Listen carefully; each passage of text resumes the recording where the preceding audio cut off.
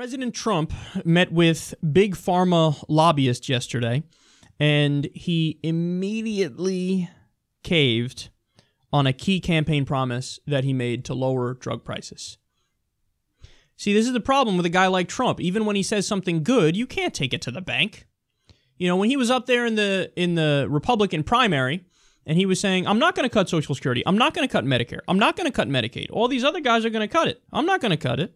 I'm going to do infrastructure spending. I want to do infrastructure spending. I'm not going to nation build. We're not going to go overseas. We're going to spend our money here.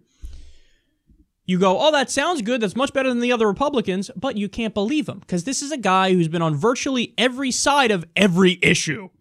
So you don't know what he believes. You don't know what he's actually going to do. Well, it turns out that whoever is the last person in the room with him convinces him.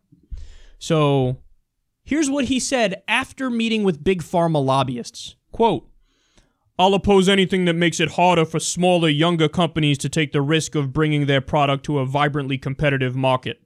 That includes price fixing by the biggest dog in the market, Medicare, which is what's happening. We're going to be lowering taxes. We're going to be getting rid of regulations that are unnecessary. So understand what he just said. Forget what I've been promising since the primary season, which is allowing Medicare to negotiate for lower drug prices for the American people. They're not legally allowed to do that now. The Democrats have been promising we're going to make it legal for them to negotiate for it. And Trump came along and said, I agree, let's do that. I make deals. I'm a great negotiator. So we're going to do that. He meets with big pharma lobbyists in one day. They change his mind. He goes into the meeting. He comes out of the meeting. His mind is changed because he's not that bright and he doesn't actually care about it and he doesn't actually want to fight for the American people. All you need is some smooth-talking lobbyist to come up with some bullshit answer. Oh, Mr. President, this isn't about greed for us.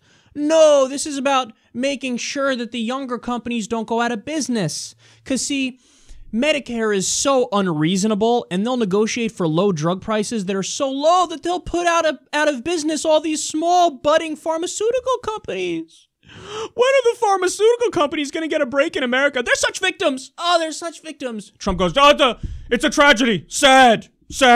Okay, no, now we're not going to allow the biggest dog, he called Medicare a dog, the biggest dog in this market, Medicare, to do price fixing. That's what he said. What happened? I thought you were a good negotiator. I thought a negotiation goes two ways. But now, no, whatever the pharmaceutical companies say goes. And Medicare, you can't say anything. I thought you were a good negotiator. Now you don't even want to negotiate. You want to lay down. If you go buy a car, is it the first thing, the sticker price? You go, that's it, tremendous, let me get that. No, you're supposed to go back and forth. But Medicare has to go in and say, we'll take the sticker price. So Big Pharma jacks up the prices, price gouges the American people, and then they have the nerve to play the victim and say, no, it's the American people who are victimizing us. It's Medicare victimizing us. What a sad, sad joke this is, man. What a sad joke. It took one meeting for this little bitch to buckle. This little corporate whore to buckle. Yeah, I'm talking to you, President Trump. You little corporate bitch. Talk a good game. Oh, we're not going to nation build. We're going to protect Social Security and Medicare. We're all about the people. Oh, we're going to negotiate for better drug prices. But then Bernie Sanders proposes an amendment to do exactly that. Negotiate for better drug prices for the American people. It gets defeated, and it largely gets defeated not because a majority of Republicans voted against it. That was a given.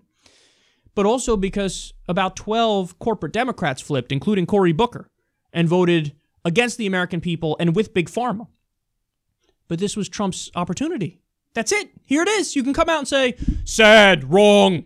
We're going to vote. We're going to agree with Senator Bernie Sanders' amendment because he wants to negotiate for a better price. He wants to make a better deal for the American people. This is exactly what I spoke about. He didn't do it. He was nowhere to be found. Fucking crickets all day long. And then the first meeting he has with Big Pharma, he buckles. Drain the swamp, my ass. You're building a brand new swamp on the front lawn of the White House. That's exactly what you're doing. So, this is just sad. On the few decent promises Trump made, he's buckling. He's buckling. And his idea that replaces the good idea of negotiating for better drug prices, a necessity for the American people. We pay way more for our drugs than any other modern nation. He's replacing that with just get rid of regulations and cut taxes.